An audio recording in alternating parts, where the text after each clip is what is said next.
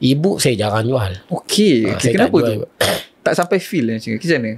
Pertama, e-book ni saya ada satu masalah sikit lah.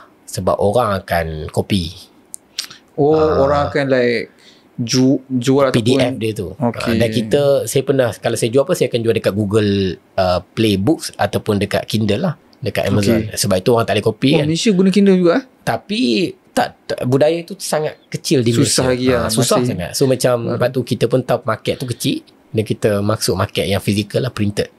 Dan market ni tak nampak macam makin slow down ke apa, tak ada langsung Tak ada. Saya tak tahu kenapa ada orang boleh kata dia slow down. Ikut pada pengalaman sekarang, saya memang aktif dalam sebagai penerbit. Dia memang jual buku, buat buku. Dia tak slow down. So sekarang ni tuan boleh kategorikan penulis sepenuh masa ke?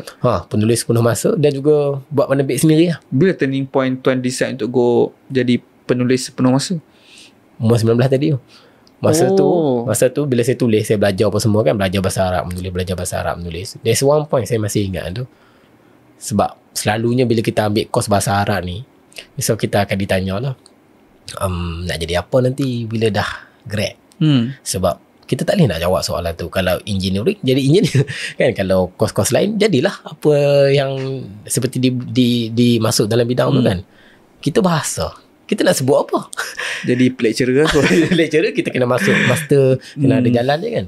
So kita sentiasa di orang kata apa, seperti mana kita ditekan tentang soalan-soalan sebegitu. Seolah-olah macam ada satu ekspektasi yang kita kena fikir pasal kita nak kerja apa.